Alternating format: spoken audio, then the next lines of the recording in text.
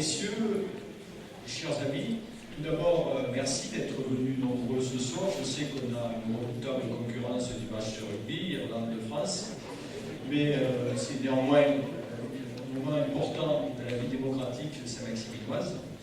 La réunion publique à la salle des fêtes, c'est toujours un passage pour tous les candidats aux élections municipales. C'est l'occasion de présenter à la fois une équipe, un programme, mais aussi de faire un bilan, puisque depuis 2008, nous sommes 8 conseillers du groupe d'opposition qui avons été élus. En cours de mandat, un 9e nous a rejoint, et depuis ces 6 années, nous avons œuvré dans l'intérêt des Saint-Maximinois. Nous avons participé à toutes les manifestations, inaugurations, cérémonies commémoratives auxquelles nous avons été conviés. Nous avons mis un point d'honneur, n'en raté aucune. Nous avons également essayé de contrôler au mieux la façon dont l'argent public était dépensé. Je dis que nous avons essayé parce que la tâche ne nous a pas toujours été rendue facile. Il est indiqué par exemple dans le Code général des collectivités territoriales qui ont recueilli des lois pour tout ce qui concerne les communes, départements et régions. Il est indiqué que dans les communes de plus de 3500 habitants, donc c'est le cas de Saint-Maximin, l'opposition doit avoir un local. Nous avons réclamé ce local tout de suite après l'élection du maire. Ça a duré 1 mois, 2 mois, 3 mois, 6 mois. En désespoir de cause, nous avons saisi le préfet qui a indiqué au maire qu'on devait avoir un bureau et 4 chaises pour travailler de façon décente. Rien n'y a fait. Il a fallu que nous y allions devant le tribunal administratif. Nous avons engagé une procédure et on a gagné, mais au bout de 3 ans de mandat. De la même façon, il est indiqué, toujours dans le même code, que dans les communes de la taille de Saint-Maximin, on doit créer des commissions un peu comme à l'Assemblée nationale, qui ont pour objet de préparer les séances du conseil municipal. C'est ainsi que dans toutes les communes, il y a une commission des finances qui travaille sur les finances de la commune et qui prépare l'élaboration des budgets, des comptes administratifs, de tous les comptes de la commune. De la même façon, il doit y avoir une commission de l'urbanisme, surtout lorsqu'on a un PLU en cours d'élaboration, comme c'est le cas aujourd'hui à Saint-Maximin. On doit avoir une commission des affaires scolaires, et ainsi de suite pour tous les volets de la vie municipale. Alors tout de suite après l'élection du maire en 2008, les commissions ont bien été créées, l'opposition y a bien été représentée comme c'est la loi, mais ces commissions ne se sont jamais réunies une seule fois. Et je peux vous dire aujourd'hui, le mandat touche à son terme. En 6 ans, nous n'avons pas eu une seule réunion de la commission des finances. Nous n'avons pas eu une seule réunion de la commission des affaires scolaires, et idem pour toutes les autres. Donc ce qui montre l'opacité la plus totale dans laquelle les décisions ont été prises durant tout ce mandat dans la commune. Et je peux dire aujourd'hui que si nous avons été maintenus dans l'ignorance d'un certain nombre de dossiers, c'est vrai pour les conseillers municipaux du groupe d'opposition, mais c'est vrai également pour un bon nombre de conseillers du groupe majoritaire qui visiblement n'étaient pas plus informés que nous du fonctionnement de la vie municipale. Alors malgré tout ça, nous avons essayé néanmoins de mener un certain nombre d'investigations, notamment sur la façon dont était dépensé l'argent, et nous en sommes arrivés au constat que le code des marchés n'était pas respecté. Dans un certain nombre de cas, il n'y a pas d'appel à la concurrence qui avait été fait. On a pu constater une rétention d'informations pour un certain nombre de documents que nous avons demandés. Il a fallu saisir la CADA, la Commission d'accès aux documents administratifs, et attendre près d'1 an de procédure pour finir par obtenir des documents que la loi dit librement consultables par tous les contribuables. Enfin, on nous a pas rendu la tâche difficile, mais nous nous sommes rendus compte que dans un bon nombre de cas, la loi n'était pas respectée et l'argent public était dilapidé. Alors, je ne vais pas multiplier les exemples comme je le fais régulièrement dans toutes les réunions qu'on a pu faire depuis 2 mois, mais je ne prendrai que le dernier parce que c'est probablement le plus révélateur. Depuis 2001, la compétence collecte et traitement des déchets ménagers est du ressort de la communauté de communes. Dans le cadre de cette compétence, les élus communautaires ont décidé de procéder à l'enfouissement des colonnes de tri sélectif. Elles auraient pu directement passer les marchés elles-mêmes, bon, ça n'a pas été le cas, et la communauté de communes a préféré déléguer les marchés aux communes. Donc on a demandé à chacune des 8 communes composant la communauté de communes de Sainte-Bonne-Mont-Aurélien de procéder à l'enfouissement des marchés.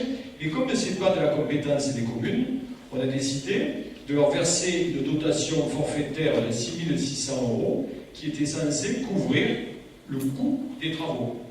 Coût des travaux qui avait été évalué par la communauté de communes. Le président, qui est aussi adjoint au maire de Saint-Maximin, l'a confirmé en séance publique. On estime que le coût du trou, du rebouchage et de l'aménagement intérieur est de 6 600 € maximum.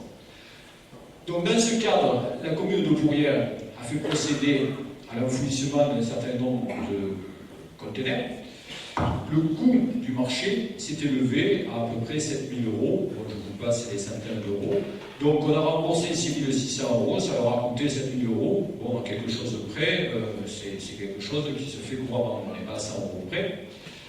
Pourcieux a fait procéder à l'enfouissement des colonnes de tri sélectif. Eux ont été beaucoup plus performants, puisqu'ils sont arrivés, en faisant appel à l'entreprise de Sifou, à un devis, à une facture qui était bien moins élevée, qui leur a permis de gagner plus d'1 millier d'euros chaque fois qu'ils procédaient à l'enfouissement d'un ensemble formé par 3 colonnes de tri sélectif. À Saint-Maximin, récemment, il y a quelques mois, il y a 5-6 mois, nous avons pris connaissance, à travers les décisions du maire, du coût des travaux pour enfouir 5 colonnes de tri sélectif. Enfin, 5 points d'apport volontaire qui étaient chacun formés de 3 colonnes de tri sélectif. Le montant de la facture s'est élevé à plus de 100 000 €. Ce qui veut dire que chaque point d'apport volontaire, ici, nous l'avons payé 20 000 €. Alors que ça n'était pas de notre compétence, c'est la compétence de la communauté de communes, et on nous remboursait que 6 600 €. Alors, je me suis retourné vers le maire au conseil municipal pour lui dire quelque chose que je ne comprends pas. Comment pouvons-nous payer 20 000 € quelque chose dont on nous dit que ça coûte que 6 600 € et qui n'est pas de notre compétence?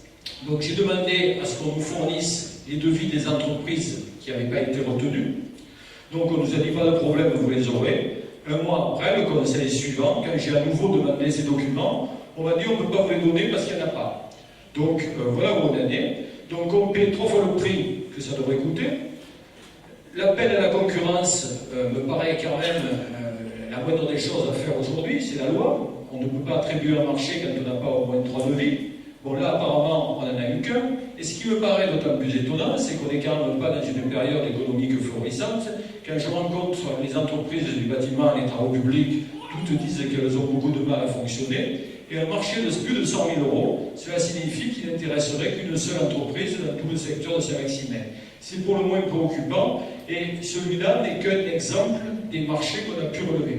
Alors, dans tous les cas, et je dis au maire, même si on n'avait qu'une seule réponse, même si elle était de 20 000 €, dans tous les cas, dans l'intérêt des contribuables, il aurait fallu déclarer le marché infructueux, c'est-à-dire refuser de payer 3 fois le prix, et de relancer un marché en sollicitant de gré à gré d'autres entreprises pour arriver à un tarif un peu plus normal. Mais ça n'a pas été le cas, et ce qui veut dire que chaque fois qu'on a procédé à l'enfouissement d'un ensemble de 3 colonnes, on a perdu 13 400 €. Donc vous multipliez ça par le nombre de colonnes qui sont enfouies un peu partout sur le territoire de la commune, et ça vous donne une idée des sommes d'argent qui ont été jetées par les fenêtres. Enfin, par les fenêtres, je ne sais pas, elles doivent avoir fini quelque part, mais dans tous les cas, de l'argent que la commune a perdu. Alors voilà donc pour le travail que nous avons fait au quotidien. Ce n'est pas quelque chose de très gratifiant, puisqu'on est toujours dans l'opposition. Comme son nom l'indique, on était 9 élus du groupe d'opposition. On est toujours en train de mener des investigations, on est toujours en train de questionner. Mais comme on a l'habitude de dire, il ne peut pas y avoir de démocratie sans opposition.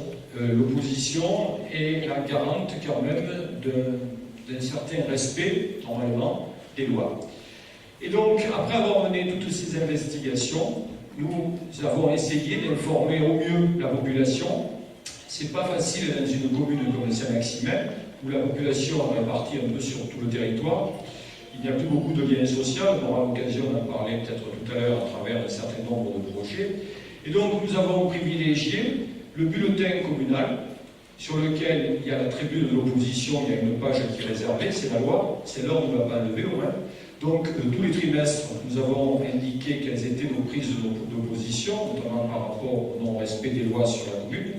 Nous l'avons fait également à travers notre site internet, et pas depuis la campagne électorale, mais il y a plus de 6 ans qu'il fonctionne. Il compte aujourd'hui plus de 700 visiteurs par jour, alors pas uniquement pour prendre connaissance de PLPC, mais tous les soirs, durant les 6 années, tous les soirs de conseil municipal, à partir de 21h, chacun pouvait prendre connaissance à la fois des délibérations et des prises de position des uns et des autres, des débats sur ce site internet. On pouvait prendre connaissance à l'avance des délibérations soumises aussi au conseil municipal, et puis tout un tas d'autres informations relatives à la vie de la commune, son patrimoine, des randonnées qu'on pouvait effectuer dans le secteur, ce qui fait qu'aujourd'hui, on a à peu près, ça dépend des jours, mais un peu plus de 700 visiteurs par jour, ce qui est énorme pour un site local. Et on a complété ce dispositif par une lettre informatique que l'on a envoyée tous les mois à tous ceux dont on avait adresse email, c'est-à-dire uniquement pour la commune de Saint-Maximin, plus de 2000 personnes. On a dit au numéro 70 et nous avions commencé tout de suite après notre élection en 2008. Alors tout ça nous a amené à penser avec tous mes collègues du groupe d'opposition qu'on ne pouvait pas laisser la commune continuer à fonctionner ainsi. Et donc nous avons décidé de nous représenter pour les prochaines élections municipales, qui auront lieu dans une quinzaine de jours. Et nous avons enrichi ce groupe qui était de 9 par un bon nombre d'éléments qui sont venus, certains nous ont rejoints dès le début du mandat, d'autres en cours de mandat, d'autres en travaillant avec nous dans les commissions extra-municipales qu'on avait créées, puisque la commune n'a pas souhaité le faire. Donc c'est un peu le caractéristique de Saint-Maximin. Mais les commissions extra-municipales ont été créées et animées par l'opposition. Donc il y a un certain nombre de gens qui sont venus travailler avec nous dans le courant du mandat, et puis qui ont souhaité nous rejoindre. Et de cette façon, on a constitué une liste. Donc à partir de 8 élus du groupe de l'opposition, il y en a un seul qui a souhaité nous quitter, mais pour des raisons professionnelles, et je le remercie d'ailleurs pour le travail qu'il a effectué tout au long du mandat, puisque je l'ai vu tout à l'heure, il est là quelque part dans la salle. Donc nous avons créé un groupe à partir des compétences qu'on a relevées chez un certain nombre de personnes, de la connaissance du terrain, qui nous paraît aussi quelque chose d'extrêmement important, à partir d'un autre élément qui revêt à mes yeux encore beaucoup plus d'importance, et c'est un souci de respecter une morale républicaine et une éthique en politique, et je vous en dirai peut-être quelques mots par la suite.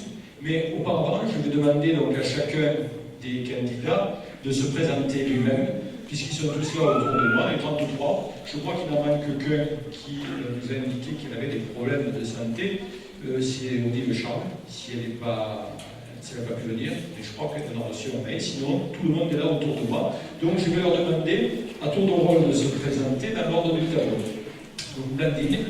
Bonsoir, donc Blandine Gomard-Jacquet, je suis enseignante en histoire-géographie au lycée privé Provence Verte, appelé les plus reconnaissables sous le nom de l'EAP de Saint-Maximin.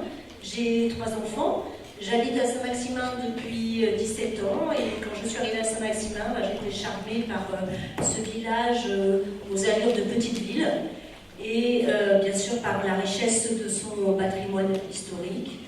Très vite, j'ai voulu participer activement au développement de ma commune et c'est pour ça qu'en 2001, j'ai rejoint l'équipe Coloron Saint-Maximin qui s'est présentée donc aux élections municipales de 2001. À cette occasion, j'ai pu, pendant 1 an, être conseillère municipale de l'opposition. Ensuite, j'ai rejoint l'équipe d'Alain Doucanis pour les élections de 2008. Et vous savez la suite, dans l'opposition depuis 2008.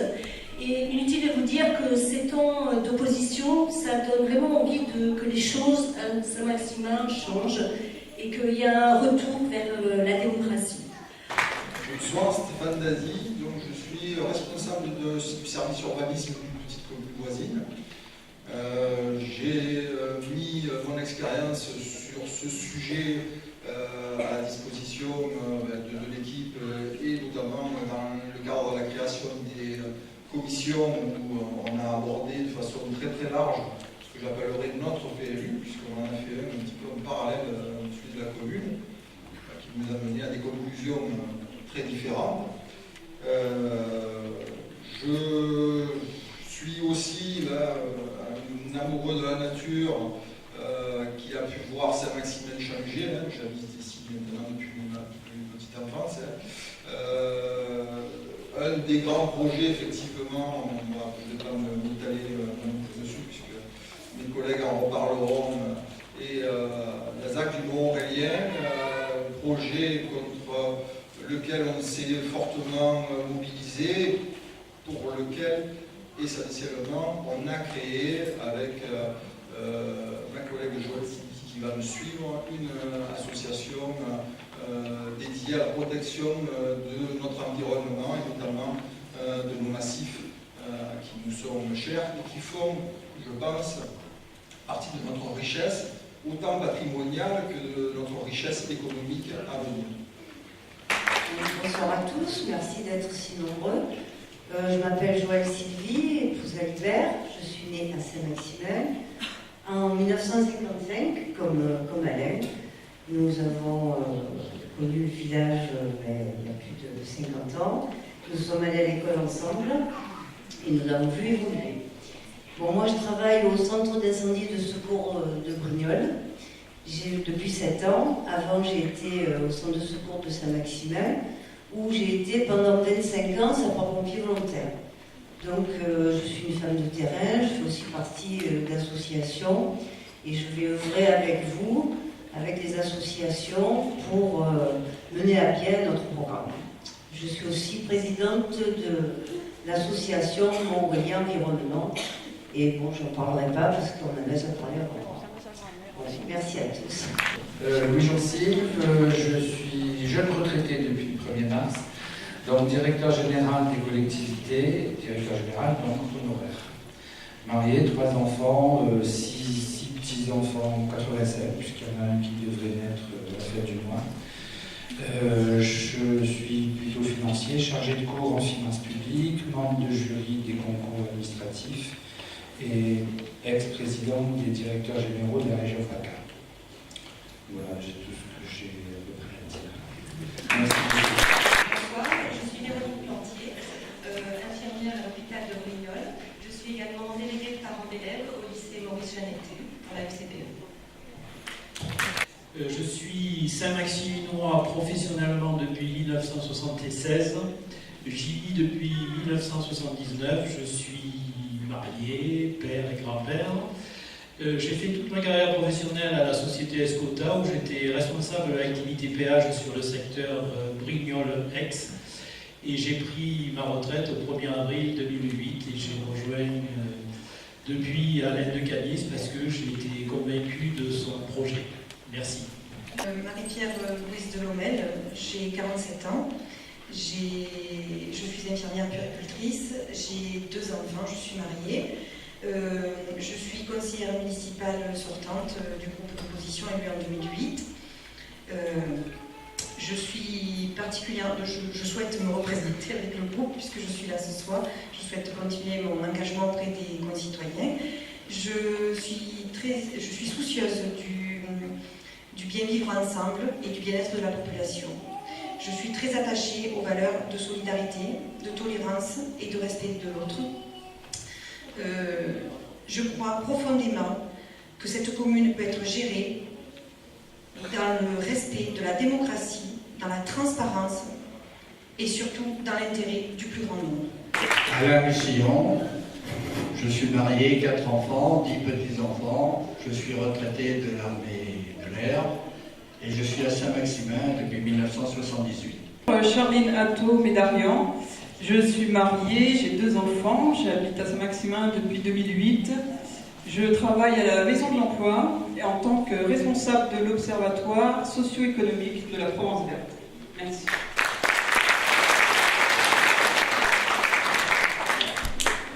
Voilà, c'est bien moi. Bienvenue à tous.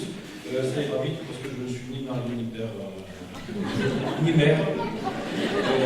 Je suis sorte depuis très longtemps et j'y mets tout mon cœur, toute mon âme, certains le savent très bien. Gilles Colombani, infirmier libéral à Saint-Maximin. Voilà. Comme David Courbelet, moi j'ai 57 ans, je suis née à Saint-Maximin et je rejoins Alain parce que c'est une nécessité. Bonsoir, monsieur Kiosque Jean-Louis, j'ai 64 ans, je suis né à Saint-Maximin, je suis marié et j'ai une fille de 27 ans. En 2008, j'étais déjà présent sur la liste à monsieur Descanes-Salé. J'ai continué à supporter et à encourager l'opposition. Voilà, c'est tout. Bonsoir, Rose Cortès, donc native de Saint-Maximin et je travaille au lycée Maurice Jeannetti en tant qu'assistante de laboratoire. Bonsoir, c'est Thierry Minetti. Bon, moi je viens d'avoir 60 ans. Je suis marié depuis 34 ans, donc ça explique que je peux avoir beaucoup de patience. Et j'ai 2 grands garçons. Au niveau professionnel, je travaille dans les Bouches-du-Rhône, dans la zone de Rousset, où je suis ingénieur de maintenance. Au niveau de l'attachement au territoire, bon, je suis pratiquement natif de Saint-Maximin. Donc notre famille est installée depuis 1920. Ensuite, j'ai participé depuis 3 fois à des élections municipales, en portant les couleurs du Parti Socialiste. Ensuite, ce qui est important pour moi aussi, c'est de transmettre notre engagement aux générations à venir. Merci. Moi, c'est Audrey Delaunay, j'ai 40 ans, je suis commerçante à Saint-Maximin et je suis bien native d'ici depuis des générations. Et je rejoins Alain cette année sur sa liste parce que je crois au changement et que j'espère vraiment que ça changera et je crois surtout à une politique transparente. Jean-Michel Zamy, je suis marié, j'ai 45 ans, j'ai 4 enfants. Je suis enseignant sur Saint-Maximin depuis 12 ans et directeur de l'école élémentaire Paul Barle depuis 8 ans. J'ai été élu pour la première fois en 2001. En 2008, nous sommes présentés aux élections et donc vous savez que nous avons été élus dans l'opposition. Donc je me représente bien entendu parce que je veux poursuivre ce combat, ce bel engagement auprès d'Alain et aussi dans l'équipe que nous avons formée parce qu'on avait vécu et on vit une belle aventure humaine, honnête et sincère. Et donc je suis fier de me représenter aujourd'hui dans cette équipe. Je vous remercie. Valérie de Fazio, j'habite à Saint-Maximin depuis 1993. J'ai 3 enfants. J'ai été longtemps commerçante à Saint-Maximin et aujourd'hui agent de collectivité et très fière de faire partie de cette équipe parce que je pense qu'Alain fera un excellent maire. Jean-Pascal Lartaud, 49 ans, cadre bancaire. Alors moi je suis désolé, je suis du Doubs, mais je suis à moitié pardonné parce que j'ai épuisé de Saint-Maximinoise et les appels de porte. Donc voilà. Moi, je m'engage auprès d'Alain, tout simplement, pour gérer en toute transparence à la commune, en fait, votre argent. Merci. Je voudrais profiter de l'occasion pour remercier également Elisabeth, qui est l'épouse de Jean-Pascal, et qui est notre mandataire financier. C'est un rôle ingrat, mais néanmoins très important, parce que si les comptes ne sont pas bien tenus, la campagne ne sera pas remboursée. Donc vous comprenez l'importance qu'elle peut avoir dans le dispositif. Merci Elisabeth. Bonsoir, je m'appelle Aurélie Rignot, j'ai 29 ans, je travaille en tant qu'employée de banque sur Saint-Maximin depuis 10 ans, j'ai grandi ici. Je suis la plus jeune sur la liste, donc j'ai tout à apprendre sur le fonctionnement d'une commune. Par contre, ce qui me fait rejoindre Alain, c'est l'envie d'avoir une politique plus transparente et de remettre au centre l'intérêt général plutôt que l'intérêt personnel. Bonsoir, Daniel Créneau, j'ai 57 ans, je suis marié, 3 enfants, 3 petits-enfants. Je suis responsable de service à la société Radiki. J'ai été élu 2 fois conseiller municipal dans une commune en Bourgogne, en 89 et en 95. Voilà. Gisèle Ciravella, je suis enseignante de français en collège-lycée sur Brignoles et j'ai rejoint Alain de Canis pour essentiellement plus de temps de transparence en politique. Voilà. François Luthor, j'habite à Saint-Maximin depuis 1997, dans cette ville qui porte un joli nom. Et voilà, donc je suis enseignant depuis aussi 1997 finalement.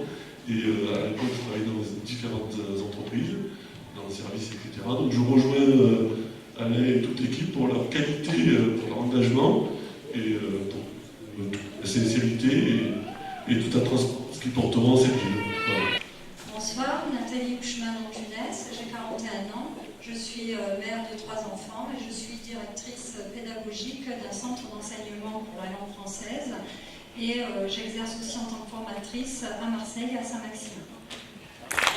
Bonjour, je suis Luc Ferry, j'ai 56 ans, je suis marié, j'ai un fils. Je suis opérateur de production dans l'industrie microélectronique à Rousset et je rejoins cette équipe parce que je partage les valeurs. Voilà. Je m'appelle Keltou Malak, je suis mariée, j'ai 48 ans et j'ai 2 enfants. Bonsoir à tous, je suis Jean-Marie mon père, donc j'ai 54 ans, j'ai 5 enfants, 3 d'un premier mariage et j'ai remis le couvert de les 2 autres. Je suis varois depuis 78, je suis arrivé dans le Var comme engagé volontaire dans l'infanterie marine à Fréjus et la suite de ma carrière m'a amené sur Saint-Maximin en 2006 où je suis agent d'accueil du collège et investi dans plusieurs associations dont la BAC qui est la devise des copains d'abord et j'ai fait la première campagne avec Alain Pécanis en 2008 et j'ai renouvelé mon adhésion car nous sommes une équipe formidable pour un renouveau à Saint-Maximin, pour un avenir pour Saint-Maximin. Je m'appelle Nadia Machouat, j'ai 32 ans, je suis mariée, j'ai 2 enfants et j'habite à Saint-Maximin depuis environ 1 an. Mais je suis heureuse de découvrir cette ville et de participer à ma hauteur à cette liste de rassemblement. Bonsoir, je m'appelle Mohamed Kadri, j'ai 61 ans, je suis marié, j'ai une enfant, je suis maîtreur en bâtiment et j'ai rejoint la liste d'Alain Pécanis. Pour ce que l'on représente, c'est-à-dire l'avenir, je pense, prometteur, et puis surtout agir dans l'intérêt général. Je m'appelle Joël Prats, j'ai 46 ans, entrepreneur de confulaire à Saint-Maximin. Et donc, je suis avec Alain parce qu'il y a des notions très importantes qui sont dans ce programme, qui, tout à l'heure, ça a été dit, le respect, la tempérance et la tolérance. Des points très importants qui rejoignent notre égalité, liberté, fraternité. Merci à vous. Bonsoir, François Dalferrand, je suis enseignante en retraite et je suis active dans plusieurs associations. Je suis attachée beaucoup au tissu associatif et aussi à la préservation du patrimoine historique et patrimoine vert. Je suis Nicolas Settler, enseignant au lycée Geletti. J'ai 36 ans, je suis marié et j'ai 2 enfants. Les membres de notre liste se sont présentés et maintenant il est temps de se tourner vers l'avenir, c'est-à-dire de vous présenter le contenu du projet que nous avons pour Saint-Maximin qui repose essentiellement sur un mode de fonctionnement et sur 4 grands piliers d'investissement qui vous seront présentés tout à l'heure par chacun, par un de mes colistiers. Alors en ce qui concerne le fonctionnement, vous l'aurez compris, nous le voulons radicalement différent de celui que nous avons, on peut dire, subi tout au long de ces 6 années. Tout cela a été matérialisé par la signature d'une charte de l'association Anticor. Je ne sais pas si tout le monde connaît l'association Anticor, on a beaucoup parlé à l'occasion de ces élections municipales. Anticor, c'est la contraction de 2 mots, anticorruption. Et c'est une association qui a été créée par des magistrats, dont le juge Eric Alphen, qui est peut-être celui qui a la plus grande notoriété, qui a été donc créée il y a une dizaine d'années, et dont l'objet est de lutter contre la corruption et de faire en sorte que l'on réconcilie les citoyens avec la politique. Alors, à l'occasion de ces élections municipales, l'association Anticor a élaboré une charte dans laquelle sont mentionnés un certain nombre d'engagements et cette charte est présentée à tous les candidats dans toutes les communes de France qui auront bien envie de la signer. Alors c'est ce que j'ai fait le 17 janvier passé à la cave Cantarelle, entouré de l'ensemble de mes colistiers. Alors, par ma signature, je me suis engagé à la transparence dans les marchés publics. Depuis le 1er janvier 2009, le seuil à partir duquel on doit réunir la commission d'appel d'offres est passé de 216 000 € à 5 150 000 €. Donc vous comprenez bien que dans des communes de la taille de Saint-Maximin, ça veut dire que la commission d'appel d'offres n'est plus du tout réunie. Alors, pourquoi cela est important et pourquoi c'est une garantie pour la démocratie? Car dans la commission d'appel d'offres sont présents obligatoirement des élus de l'opposition, mais aussi le percepteur, sont présents un certain nombre de personnalités qualifiées, donc des représentants de la répression des fraudes. Et donc c'est une garantie que les marchés sont traités de façon régulière et honnête.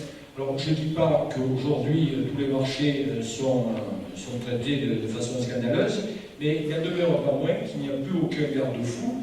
Ce n'est qu'à partir de 5 150 000 € qu'on réunit la commission d'appel d'offres.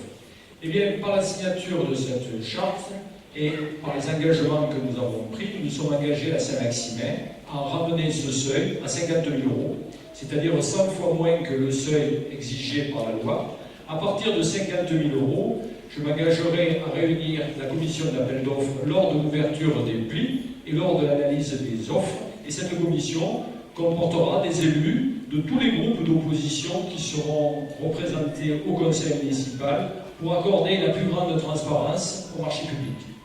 De la même façon, je me suis engagé lors de la signature de la charte anticorps à la transparence la plus large concernant les dotations aux associations.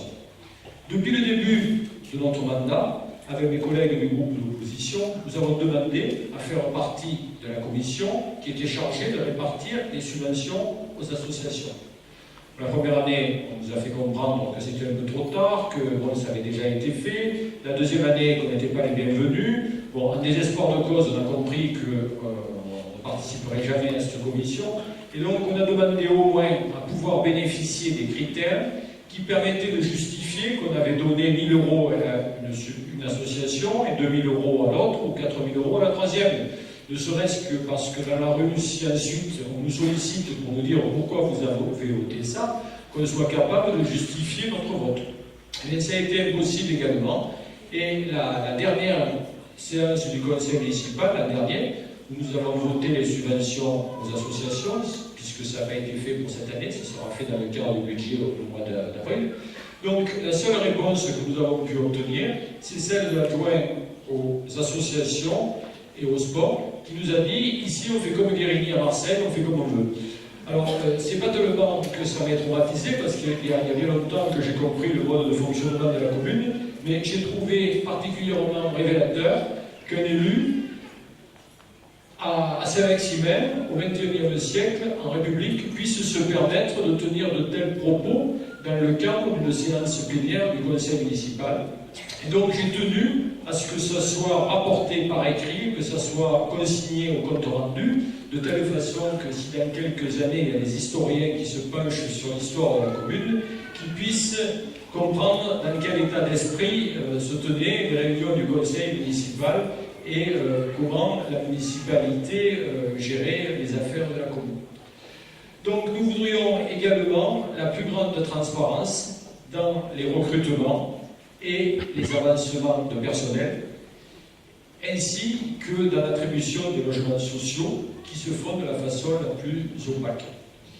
Trop souvent, on a tendance à confondre à Saint-Maximin des recrutements et une marchandise électorale, c'est-à-dire qu'on renaît les recrutements contre des voix, pareil pour les logements sociaux, et ce sont des pratiques qui sont totalement inacceptables. Alors à côté de ça, je me suis engagé également par la signature de cette charte anticorps à ne pas solliciter plus de 2 mandats de maire consécutifs, un peu comme c'est le cas aujourd'hui pour les présidents de la République. Je me suis engagé également à ne pas solliciter plus d'un mandat électif à côté de celui de maire, hors communauté de communes, puisque là on n'a pas le choix. Sur les bulletins de vote qu'on vous distribuera ou que vous recevrez pour ces élections municipales, figurent pour la première fois 2 colonnes. Les candidats au poste de conseil municipal, il y en a 33 pour Saint-Maximin, et à côté, les candidats pour le conseil communautaire, et il y en a 12. Donc forcément, les 12 candidats au poste de conseiller communautaire sont forcément des conseillers municipaux. Donc là, il y a un cumul de mandat qui est nécessaire et on ne peut pas faire autrement. Et je me suis engagé également à respecter les droits de l'opposition. Ça n'a rien d'extraordinaire. Bon, je ne m'engage qu'à respecter la loi, mais malgré tout cela, dans le Var, donc 143 communes. Il y en a, donc probablement ça doit faire quelque chose comme 5 ou 600 listes aux élections municipales. Il n'y en a que 33 qui ont accepté de signer la charte anti-corps. Donc voilà pour ce mode de fonctionnement auquel nous sommes particulièrement attachés. Je vous dirai quelques mots sur les finances. Elles ne sont pas florissantes. On peut s'engager sur des pistes de réflexion, on peut s'engager sur un certain projet, mais là c'est quelque chose sur lequel il est facile de s'engager. Respecter les lois, respecter la transparence, ça devrait être à la portée de tout le monde, et ça nous nous engageons à le faire dès que nous serons élus, c'est-à-dire dans les premières semaines de notre mandat. Alors à côté de ce mode de fonctionnement, on va vous présenter 4 grands investissements. Le premier concerne le domaine scolaire, le second, l'économie et l'emploi, le troisième, un parc des sports et de loisirs, et le quatrième, le centre-ville, qui sont des priorités pour nous, pour Saint-Maximin aujourd'hui. J'en dirai quelques mots par la suite. Alors donc nous allons commencer par le scolaire, c'est Jean-Michel, donc il va vous dire quels sont nos projets dans ce domaine.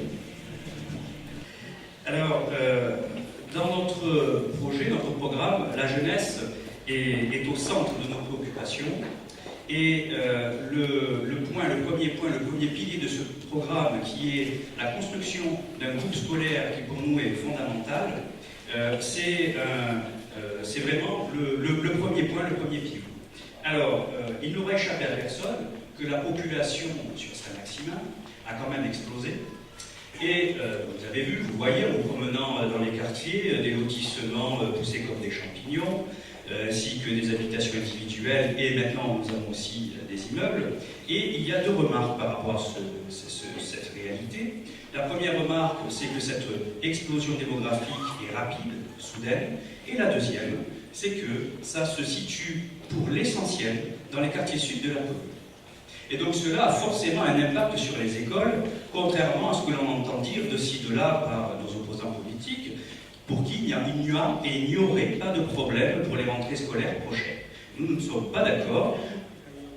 Nous ne sommes pas d'accord parce que, effectivement, si on ne prend pas le taureau par les cornes, on est persuadé que nous irons dans le mur. Et ça a déjà commencé, puisque à la rentrée de septembre 2013, il fallait ouvrir une classe dans l'école élémentaire Paul Barbe, et faute de locaux, cela n'a pas été possible. Et donc, un système de transport scolaire achemine les enfants depuis l'école Paul Barbe jusqu'à l'école Jean Moulin. Ce qui veut dire quand même, il faudrait s'arrêter quand même quelques secondes là-dessus, c'est que des enfants voient la cour de récréation de l'école Paul Barbe depuis leur logement et prennent le car tous les matins pour aller à l'autre bout de la commune. Donc, il y a un fort mécontentement à ce niveau-là. Mais l'année prochaine sera encore plus compliquée. Nous avons appris que le ministère de l'Éducation nationale envisage de demander l'ouverture de 2 classes sur la commune et prévoit des effectifs saturés dans toutes les écoles de la commune. Ce qui veut dire que le système qui consiste à faire transiter des enfants depuis une école vers une autre atteindra rapidement ses limites. Donc, pour nous, il y a urgence de mettre en place un dispositif qui solutionne de façon radicale et de manière pérenne le problème, créer un groupe scolaire. Sauf que créer un groupe scolaire, c'est 3 ou 4 mauvaises années. Et donc pendant ce temps-là, il va falloir gérer les rentrées scolaires, alors certainement réviser la sectorisation, et peut-être, qui sait, si on n'a pas le choix, mettre quelques algécos de ci, de là. Mais comment faire? Alors, nous avons constitué un groupe, un pool dans l'équipe, qui s'occupera précisément de ces questions-là. Nicole Bellec, bien entendu, qui a exercé quand même 2 mandats d'adjointe aux affaires scolaires et qui a une bonne connaissance technique de cette question-là, parce que les affaires scolaires, ça ne s'improvise pas. Les affaires scolaires, c'est très pointu, très technique, il y a beaucoup de forces qui interagissent, des groupes de pression sur les affaires scolaires d'une commune, donc forcément il faut être très pointu sur cette question-là. Donc Nicole, je suis sûr qu'elle arrivera, et ensemble nous arriverons à répondre aux attentes de la rentrée, mais aussi Nadia Machouat et, je la cherche, Nathalie Antunes, voilà. Donc nous formerons un groupe et nous travaillerons ensemble sur ces questions-là. On va quand même s'engager sur un mode de fonctionnement. À l'issue des élections, nous irons à la rencontre des équipes pédagogiques, mais aussi à la rencontre des représentants des parents d'élèves, pour estimer le plus finement possible la rentrée et trouver les solutions adéquates pour que ça se déroule dans les conditions optimales. Donc ça, c'est le premier volet. Le deuxième volet, je ne vais pas rentrer dans des détails très techniques, mais il y a quand même un débat de société très important qui impacte de plein fouet l'école, c'est les aménagements des rythmes scolaires. Alors nous avons été écartés, comme Alain l'a si bien expliqué, de toute la partie financement et réflexion purement politique, mais nous pouvons quand même prendre un double engagement. D'abord, aucun enfant ne sera écarté du dispositif pour raison financière. Le deuxième, c'est que les activités qui seront proposées dans le cadre des, ce qu'on appelle, excusez-moi c'est un terme un peu technique, les NAP, nouvelles activités périscolaires, eh bien ce seront des activités de qualité, dispensées par des gens compétents et sérieux et respectueux des enfants. Voilà, on peut commencer par ça, et si vous nous accordez vos suffrages, eh bien on sera peut-être en mesure de donner vie à ce beau projet. Je vous remercie. Oui, deux mots juste pour compléter ce qu'a dit Jean-Michel. Alors, en ce qui concerne le groupe scolaire primaire et maternelle, depuis les lois de décentralisation, c'est une compétence de la commune. Ça veut dire que le coût, on peut obtenir quelques subventions, mais le coût sera pour une grande proportion à la charge de la commune, et donc viendra certainement gréver fortement notre budget d'investissement durant le mandat à venir. Il y a aussi un problème dans les écoles primaires et maternelles, mais il y a aussi un problème au niveau des collèges. Notamment le collège des Garus, qui a été quasiment détruit et reconstruit il y a à peu près 3 ans. Il a été reconstruit à l'identique. On n'a pas très bien compris pourquoi, puisqu'à l'époque nous souhaitions, puisqu'on devait le détruire, en profiter pour le construire en un lieu un peu plus adapté, un peu plus facile d'accès, notamment pour les bus, pour les parents également, puisqu'il n'y a quasiment pas de place de parking au collège des Garus. Donc ça n'a pas été le cas. On l'a reconstruit à l'identique, au même endroit. Et 2 ans après, c'est-à-dire lors de la rentrée scolaire que l'on vient de passer, la rentrée scolaire 2013-2014, on a pu constater que le collège ne répondait plus aux besoins. Il a fallu transformer des salles qui avaient été pensées et aménagées pour être des lieux de vie en salles de cours d'urgence, pour éviter d'avoir à mettre des préfabriqués dans la cour, ça ne se faisait pas l'année électorale. Donc malgré ça, ça ne suffisait pas, le compte n'y était pas, et il a fallu néanmoins transférer un certain nombre d'enfants du collège des Garus vers le collège Henri Matisse, ce qui fait qu'aujourd'hui, le collège Henri Matisse aussi est complètement saturé. C'est un des collèges, c'est même, je crois, le collège le plus peuplé du département. Donc ce qui est vrai pour les écoles primaires et maternelles, c'est vrai aussi pour le collège, mais là, heureusement, ça n'est pas une compétence de la commune, c'est une compétence du Conseil général. Nous en parlons néanmoins, parce que c'est quelque chose qui nous apparaît prioritaire, la scolarisation de nos enfants, mais il faudra mener une action auprès du Conseil général pour la mener le plus rapidement possible à penser l'implantation d'un 3e collège sur le secteur, pas forcément à Saint-Maximin. Il faudra étudier la provenance scolaire des jeunes pour savoir quel est le lieu le plus adapté, mais ça sera une action forte à mener rapidement. Si on ne veut pas non plus se retrouver dans le cadre des collèges comme dans celui des écoles primaires et maternelles, pendant plusieurs années, des rentrées scolaires placées sous le signe des préfabriqués. Donc voilà pour les principaux points concernant le domaine scolaire. Le deuxième point qui nous paraît également particulièrement important, c'est celui de l'économie et de l'emploi. Et je vais laisser la parole à Pascal Simonetti, donc, qui va vous le présenter. Disons qu'un de nos grands projets, si bien entendu vous nous permettez de le réaliser, sera le développement d'une zone industrielle. Alors pourquoi ce projet est-il si important?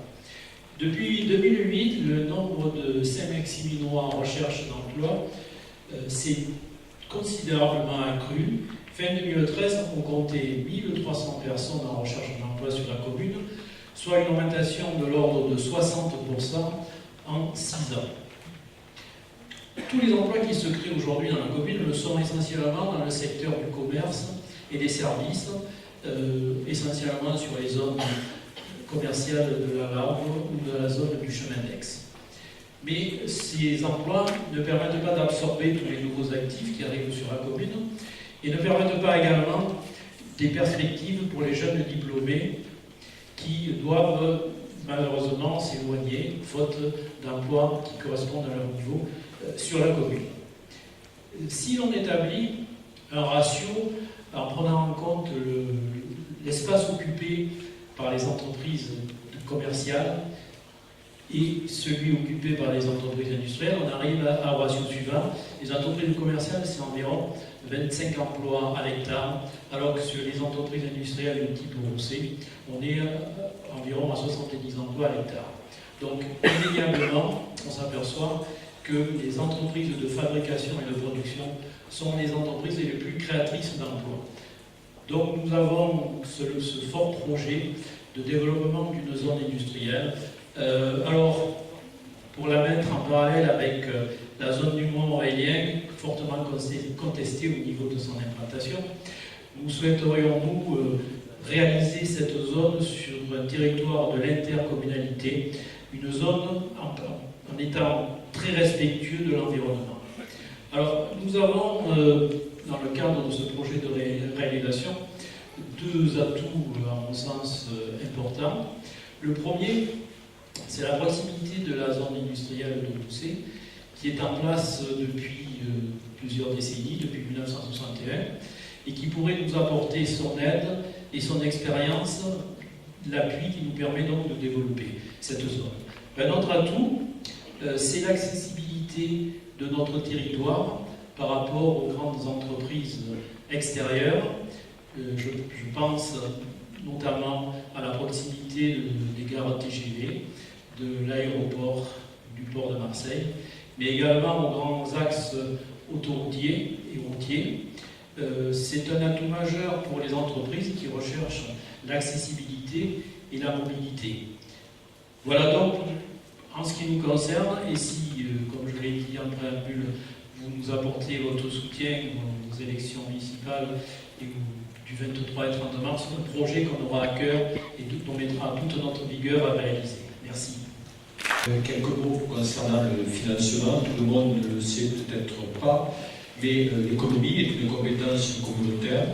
Donc le coût d'aménagement d'une nouvelle zone d'activité que nous la souhaitons ne portera pas directement sur le budget d'investissement de la commune, mais sera pris en charge en totalité par la communauté de communes. D'autre part, comme le disait Pascal, depuis le début du mandat, nous nous battons contre un projet d'aménagement du parc d'activité, non pas parce que nous sommes contre l'économie, comme voudraient le laisser croire un certain nombre de nos opposants, mais tout simplement parce que nous considérons que ce parc d'activité est très mal placé au cœur d'un massif forestier, le Mont-Aurélien, en bordure de zones classées SNIEF et Natura 2000. Nous pensons qu'il n'y a pas lieu de réaliser un aménagement de type économique, d'autant plus que depuis 6 ans, nous savons que la seule entreprise qui a fait la demande de s'installer là, et même qui justifie à elle seule l'aménagement dans ce lieu, c'est une base logistique. La logistique, c'est probablement le secteur d'activité qui crée le moins d'emplois à l'hectare bâti. Sur 10 000 m² de surface bâtie, pas de terrain, de construction, on a en moyenne entre 25 et 30 emplois. Et cela a tendance à diminuer, car de plus en plus, les bases logistiques sont automatisées. De plus, elles génèrent un très gros trafic poids lourd, aussi bien le soir, jour et nuit, des camions qui viennent déballer, d'autres qui viennent chercher des marchandises. Donc nous pensons, d'une part, le type d'activité, ce n'est pas le plus difficile à tirer, car cette base logistique, si elle a jeté son dévolu sur Saint-Maximin, c'est tout simplement parce qu'on n'en voulait pas ni à Brignoles ni à Rousset. Mais de plus, si on doit l'implanter à Saint-Maximin, qu'on l'implante ailleurs, mais pas au cœur du massif du Mont-Aurélien, qu'on voudrait au contraire protéger et classer en zone Natura 2000. Voilà donc pour ce qui est du volet économique. Et donc je vais donner la parole maintenant à Blandine qui va vous parler du parc des sports et des loisirs.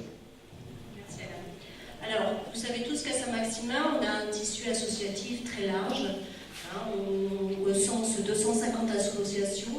Alors, elles sont de différents ordres, il y a un panel très large, elles sont commémoratives, solidaires, culturelles, sportives. Et au niveau des associations sportives, on en compte une 50aine. Alors 50 associations sportives, c'est très important, ça montre que la ville est dynamique, que les gens veulent, que les gens ont envie de faire du sport, et surtout c'est beaucoup de bénévoles, c'est beaucoup de gens qui donnent de leur temps et qui ont plein de dynamisme et d'enthousiasme. Alors effectivement on peut faire de tout à Saint-Maximin, on peut faire aussi bien des arts martiaux, de la gym, du judo, des sports collectifs, de l'escalade, de la danse, enfin bon, on a tout un panel. Sauf qu'à Saint-Maximin, on n'a pas suffisamment d'équipements sportifs. Autant on a des associations qui ne demandent pas d'équipements sportifs particuliers, d'autres, bien sûr, exigent un équipement sportif. Alors, c'est vrai que beaucoup d'associations sportives se réalisent dans des lieux inappropriés. Alors, c'est le cas de certains enfants qui vont faire de la danse dans des halls d'accueil, des salles d'accueil des écoles élémentaires ou des écoles maternelles. Ce sont des gymnastes ou des adeptes des arts martiaux qui vont travailler dans des locaux quand même exigus et voire très vétustes. Ce sont aussi des passionnés de trampoline qui vont exercer leur art chez une personne, dans un jardin d'un particulier. Alors ça, malgré le froid, le vent, le temps. Et puis aussi, que dire des nageurs, parce que bien sûr à Saint-Maximin on a aussi des nageurs, on a un club de natation, et eux ils doivent faire des kilomètres pour aller faire leur propre longueur. Donc ça c'est un souci. Alors heureusement les sports collectifs, que ce soit le hand, basket, volley, ping-pong et puis bien sûr d'autres, eux ils peuvent bénéficier des infrastructures des gymnases des collèges, des deux collèges et du lycée. Mais toujours est-il que chaque rentrée scolaire, c'est toujours un petit peu compliqué pour eux, parce que tout le monde veut les mêmes créneaux horaires. En plus, chaque association a un nombre d'adhérents qui augmente de plus en plus, vu que la croissance démographique de Saint-Maximin est là. Évidemment, le nombre d'adhérents aussi est forcément aussi important. Donc, les sports co aussi, pour eux, c'est très compliqué. Alors bien sûr, nous on peut se poser la question, comment se fait-il qu'une commune de plus de 16 000 habitants ne se soit pas encore dotée d'un parc des sports, d'un parc pour accueillir toutes ces activités sportives. Alors effectivement, c'est une demande très ancienne, et puis là on voit cette demande comme par hasard qui va être écoutée. Alors on est en période électorale, en période préélectorale, en période électorale, les équipes sortantes, de la mairie sortante, les deux listes, propose un parc des sports. Il propose même une piscine. Alors ça peut nous prêter quand même, la chose peut prêter à sourire, parce que nous, en 2008 aussi, on avait proposé une piscine publique, une piscine couverte. Et là, les mêmes personnes qui reprennent notre projet in extenso nous expliquent qu'en 2008, on nous expliquait qu'on voulait couler les finances de la commune. Alors eux, par contre, là, en 2014, son tour. Alors bon, c'est très bien qu'enfin cette demande de parc soit entendue, cette demande de complexe sportif soit vraiment entendue par les uns et les autres. Alors nous, ce qu'on vous propose bien sûr, c'est donc l'aménagement d'un parc des sports et des loisirs. On voudrait l'idée de rapatrier progressivement tous les équipements sportifs, tous les équipements destinés liés au sport et aux loisirs sur un même site. Alors on imagine sur un même site, autour d'une piscine, donc une piscine couverte, on imagine construire des tennis, parce que le club de tennis aujourd'hui est à saturation. Les 5 tennis ne sont pas suffisants pour le nombre d'adhérents. Le club est obligé de refuser les adhérents, et puis en plus pour le club de tennis, aimerait bien couvrir, avoir un ou deux cours couverts. Donc on imagine autour de cette piscine construire donc des cours de tennis, un clubhouse, une piste d'athlétisme, un gymnase, et puis des équipements bien sûr destinés à toutes les autres activités, et puis aussi un parcours de santé. Alors, ce projet se fera bien sûr avec la participation, la contribution, la concertation de toute la population, et notamment des associations. Elle se fera aussi, les infrastructures se réaliseront en fonction, bien sûr, en respectant les normes, les dernières normes environnementales. Bien sûr, on veut que ça s'encadre, ça s'implante complètement dans la nature. Et il nous faudra bien sûr un lieu d'implantation suffisamment vaste pour accueillir un parking. Il faudrait que ce soit aussi à proximité des écoles pour que les enfants puissent bien sûr en profiter. Et aussi imaginer aussi une extension possible. Les choses ne se font pas comme ça, il faut imaginer que les choses vont se faire petit à petit, donc il faut toujours anticiper sur l'avenir et sur les mandats prochains. Alors bien sûr, ce parc des sports et des loisirs sera plus qu'un parc des sports. On voudrait qu'il soit un lieu de vie, un lieu de rencontre, un lieu de détente bien sûr, mais surtout qui recrée du lien social entre les habitants de Saint-Maximin et bien sûr les habitants des communes voisines. Voilà, alors donc nous aimerions qu'ensemble nous arrivions à créer ce parc des sports et puis renouer du lien entre tous. Merci. Quelques mots concernant le financement, car très souvent on voit fleurir des projets mirifiques dans le cadre des campagnes électorales, mais il est très rare qu'on les accompagne d'un volet financier. Alors, en ce qui concerne la piscine couverte, comme Blandine nous l'a dit, il y a 6 ans, on avait été accusé de vouloir couler les finances de la commune, qu'on allait engager des dépenses extraordinaires en fonctionnement et qu'on ne pourrait jamais y arriver. Bon, néanmoins, on a le plaisir de constater aujourd'hui que les mêmes qui tenaient ces propos ont repris eux-mêmes un projet de piscine couverte. Donc, ce n'est pas quelque chose qui est aussi raisonnable que ce qu'on a bien voulu nous le dire à cette époque. Alors, en ce qui concerne le financement de la construction, depuis 3 ans maintenant, la communauté de communes finance à hauteur d'environ 500 000 € par an la requalification de la zone de chemin d'axe, c'est-à-dire y aménager des places de parking, des trottoirs. Donc tout ça est budgété dans le budget de la communauté de communes. On se dit qu'au bout de 3 ans, maintenant ça commence à bien faire, il n'y a plus grand-chose à réaliser, ni un parking, ni un trottoir. Et donc ces 500 000 €, on pourrait les consacrer à un remboursement d'emprunt. Et un rapide calcul nous montre qu'en remboursant 500 000 € d'annuité par an, on peut couvrir un emprunt de 7 millions d'euros à 25%, sur 25 ans à 5%. C'est-à-dire que c'est exactement le coût d'une piscine couverte. Alors, bien entendu, on vous dira, mais sur les 500 000 € qui sont versés sur la zone de chemin d'axe, il y a des subventions, mais sur les 7 millions de coûts d'une piscine couverte, on peut aussi avoir un bon nombre de subventions, tout simplement parce que l'éducation nationale a fait une priorité de la construction de piscines, parce que c'est obligatoire dans le cadre des programmes scolaires, et dans bon nombre de communes, il n'y a pas de piscine adaptée pour pouvoir recevoir les enfants. En ce qui concerne le fonctionnement, très souvent, ce qui est préoccupant dans ce type d'aménagement, ce n'est pas tellement l'investissement, mais c'est le fonctionnement derrière qui revient annuellement. Donc, nous sommes allés voir, c'est Alain Lucien, de mes colistiers, qui s'est rendu à Sanary. C'est une commune qui est dotée d'un complexe aquatique qui fonctionne très bien, qui a rencontré le maire, qui a rencontré le directeur du service technique, mais qui a rencontré aussi le délégataire, puisque cette piscine a été donnée sous forme de délégation de service public à un prestataire privé qui non seulement équilibre les coûts, mais fait même des bénéfices, parce que si tel n'était pas le cas, il n'aurait pas pris la délégation de la piscine.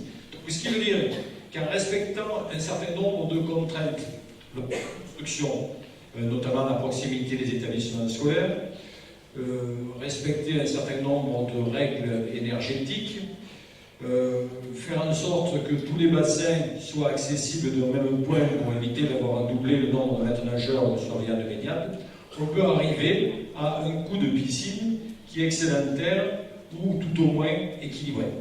Donc voilà pour ce qui est du financement de la piscine couverte. Autour de la piscine, on voudrait un parc des sports et de loisirs, comme l'évoquait Blandine, beaucoup plus large, avec un complexe tennistique. Aujourd'hui, le club de tennis de Saint-Maximin est hébergé au Resti sur des emplacements qui sont municipaux. C'est la commune qui avait racheté ce club à un privé il y a déjà quelques décennies. Et donc aujourd'hui, ce club est complètement inséré entre les maisons, il n'y a plus aucune capacité d'extension. Et donc le club est obligé chaque année de refuser un certain nombre d'enfants parce qu'il n'y a plus assez de place géographiquement pour pouvoir les entraîner, pour pouvoir les accueillir, ce qui est regrettable dans la commune. Donc l'idée, c'est d'utiliser tout cet espace, de le vendre à un promoteur pour y réaliser des constructions et récupérer l'argent pour construire un complexe tennistique adapté à côté de la piscine couverte. Idem pour les autres salles dont on parle, pour des salles de gymnastique, des salles de boxe ou autres. Aujourd'hui, beaucoup d'associations occupent des locaux qui sont vétustes et inadaptés, comme l'ancien magasin de vente Sicardi, comme l'usine d'embouteillage Ricardi. Donc l'idée, c'est de récupérer tout ça, de faire une opération immobilière et avec le produit de la vente, construire des locaux adaptés autour d'une piscine couverte. Donc voilà pour ce qui est de l'aménagement de tout cet espace et surtout de son financement. Alors le dernier point que nous allons évoquer dans le cadre de notre projet, dont nous avons fait une priorité, c'est le centre-ville. Et là, je vais laisser la parole à Louis-Jean Sylve qui va vous l'évoquer. Bonjour. La réanimation et la revitalisation du centre de Saint-Maximin, je pense que c'est un souci et un souhait de beaucoup d'administrés. Essayons d'être logiques. Que faut-il pour que le centre d'une commune, le centre-ville, soit attractif? Donc on pense que, tout le monde le sait, il faut que ce soit d'abord un espace agréable, ensuite qu'il soit doté d'un espace commercial pour faire venir quand même les gens sur le centre-ville, et enfin, et aussi, que l'on puisse y stationner. On a eu la commune de Saint-Maximin a une certaine chance puisqu'il a été érigé hors des murs du centre ancien des espaces arborés tels que le boulevard Bonfils, la place Malherbe et l'avenue Jean Jaurès. Ces lieux au départ avaient été installés pour que les habitants s'y promènent. Or, tout le monde constate qu'aujourd'hui, c'est surtout les voitures qui stationnent. Donc, il faut restituer impérativement ces lieux aux piétons. Et en même temps, le fait de restituer ces lieux aux piétons, ça amènera certainement les touristes à rester un peu plus longtemps dans le centre-ville. Donc, et sans oublier, bien évidemment, c'est ce que j'ai dit aussi, le problème du stationnement des voitures. Donc, ce projet comporte 3 volets. Premièrement, l'aménagement du boulevard Bonfils, de façon à ce qu'on ne circule plus que sur la partie centrale. Le reste sera traité en zone piétonne, ce qui permettra de dégager des grands espaces pour des terrasses. On espère par là que certains investisseurs viendront s'installer, étant donné qu'ils auront un espace et des terrasses beaucoup plus importantes. Enfin, la place centrale de la place Malherbe, la circulation ne se ferait qu'au centre et les 2 côtés seront redonnés aux piétons. Mais comme je disais, il y a un problème de stationnement, donc on va supprimer les stationnements, donc il va bien falloir recréer des lieux de stationnement.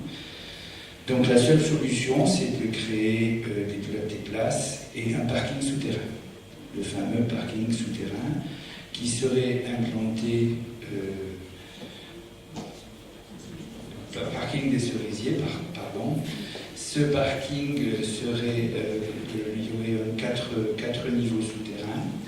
Alors tout le monde sait que c'est un investissement qui sera lourd, mais cet investissement serait rééquilibré parce que ces 4 étages souterrains seraient donc mis à la disposition des voitures, donc il y en aurait 3 au moins qui seraient gratuits. En surface, il y aurait l'implantation de commerce. Et dans les étages, enfin, dessus, l'implantation d'appartements. Ce mécanisme permettra d'équilibrer budgétairement l'ensemble de ce parking.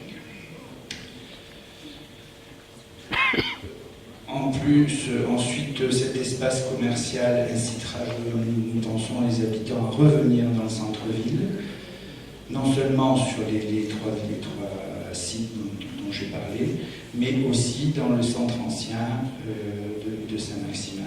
Ça donnera une attractivité beaucoup plus importante, et on espère par là même que les habitants se réapproprieront un petit peu, enfin un peu beaucoup, nous espérons, le centre-ville, qui a un charme qu'on ne peut nier et qui, hélas, aujourd'hui, aurait tendance à se désertifier, et il y a effectivement beaucoup de voitures et on peut difficilement naviguer sur les espaces de la commune.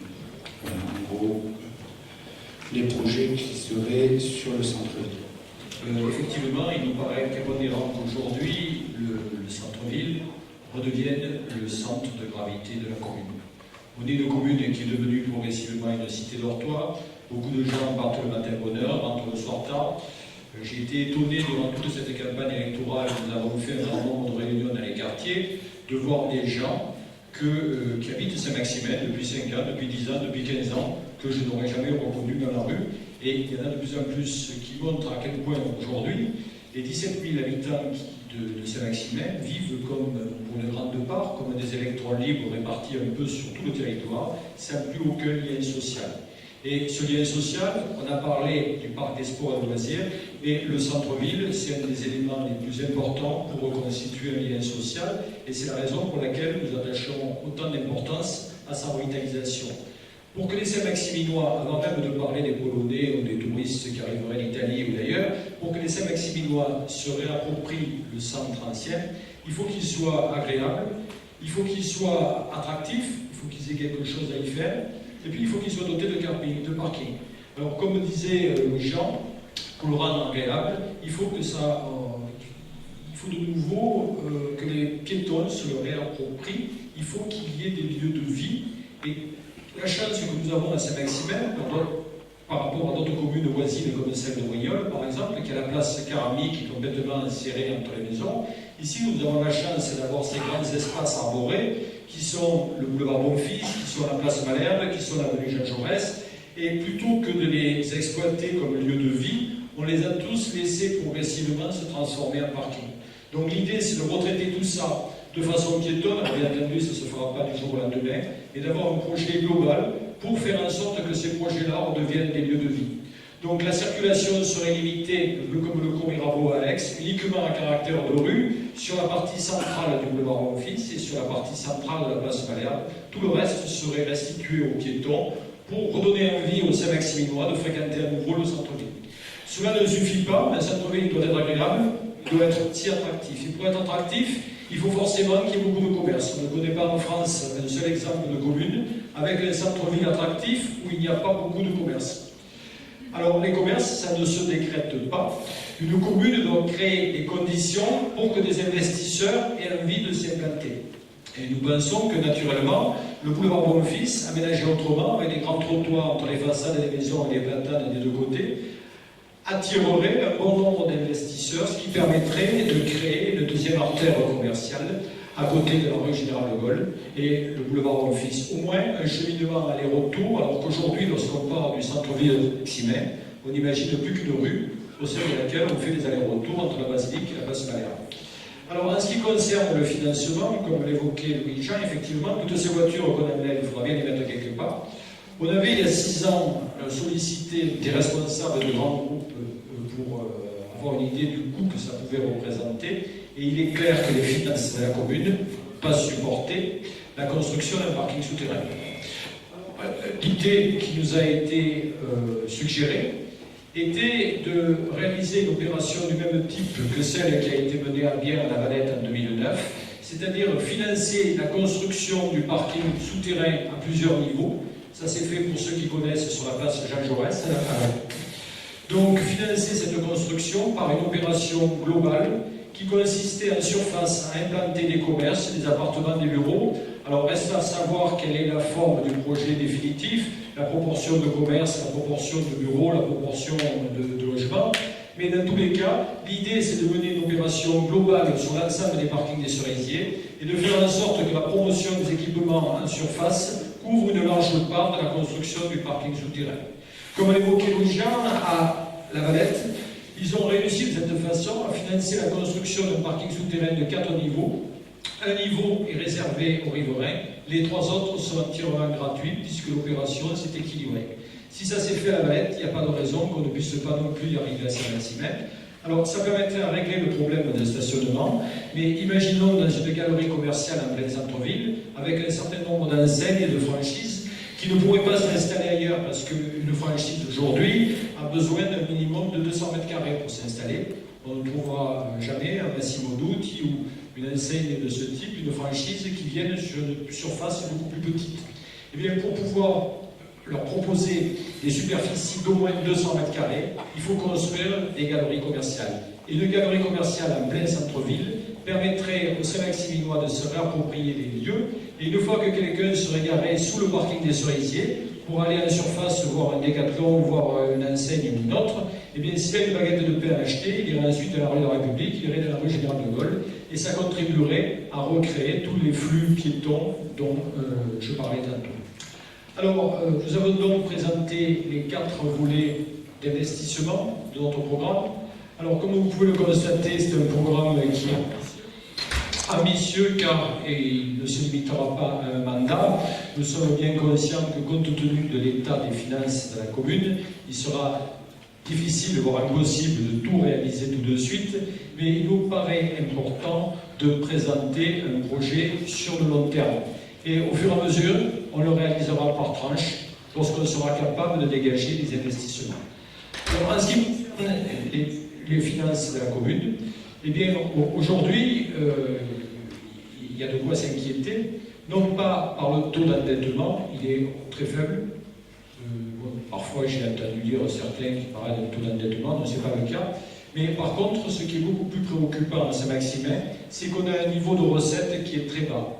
Pour vous donner un ordre d'idée, nous avons à Saint-Maximin 25% de recettes de moins en euros par habitant que les communes de la même strate de population. Autrement dit que les communes qui comptent entre 15 et 20 000 habitants, nous avons 25% de recettes de moins.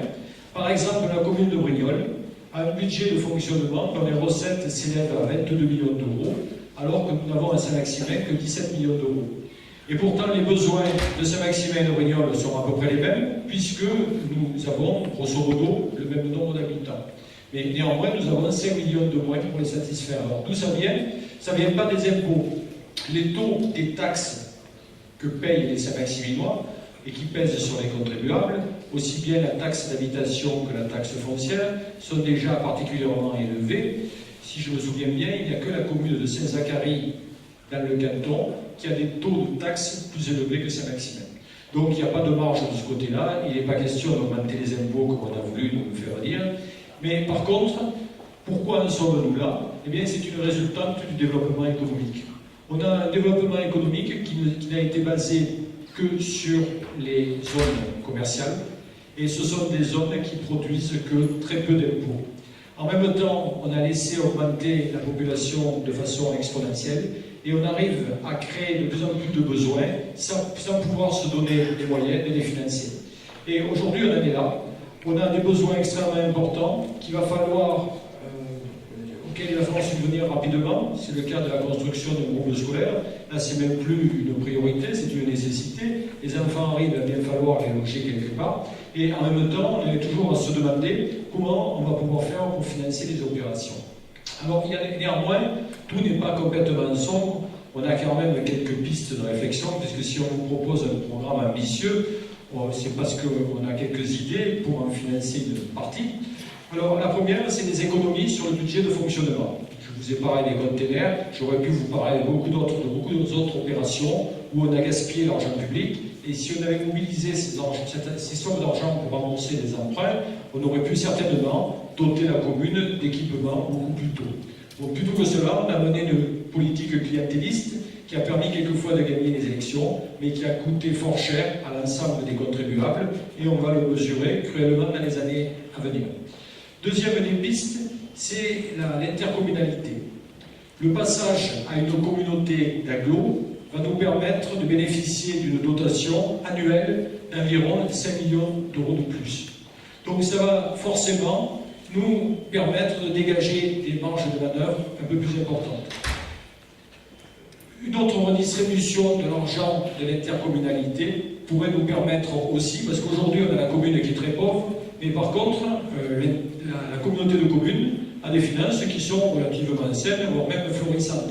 Tout simplement parce qu'il faudrait revoir le mode de redistribution de l'argent de l'ex-taxe professionnelle qui est perçu aujourd'hui intégralement par la communauté de communes. Il faudrait voir s'il n'y a pas lieu d'en redistribuer une part plus importante aux communes pour qu'elles puissent réaliser leurs équipements. On n'a qu'à voir, quand je vous dis depuis 3 ans, on met 500 000 euros par an à la communauté sur la zone du chemin d'Aix, en même temps, on n'a pas mis 1 euro depuis 25 ans sur la place Malherbe. Enfin, je dis, on n'a pas mis 1 euro, c'est un peu abusif parce qu'on a carrément goudronné il y a quelques jours, vous l'avez peut-être vu, bon, vraiment une bande très très étroite. On n'avait pas levé les chaises et les terrasses pour goudronner, tant et si bien que l'un des restaurateurs a eu des difficultés, puisqu'il lorsqu'il a voulu lever les chaises de la terrasse, elles étaient complètement prises dans le goudron. Donc ça montre à quel point bon, on n'a pas mené l'opération globale. Mais bon, ça c'est un peu une péripétie, mais ça montre à quel point la communauté de communes a pu dégager des grosses sommes d'argent. Le financement des containers, c'est pareil, ça a représenté une manne importante qu'on a donnée aux communes, et en même temps, dans un certain nombre de domaines, les communes ne sont plus capables de subvenir aux besoins.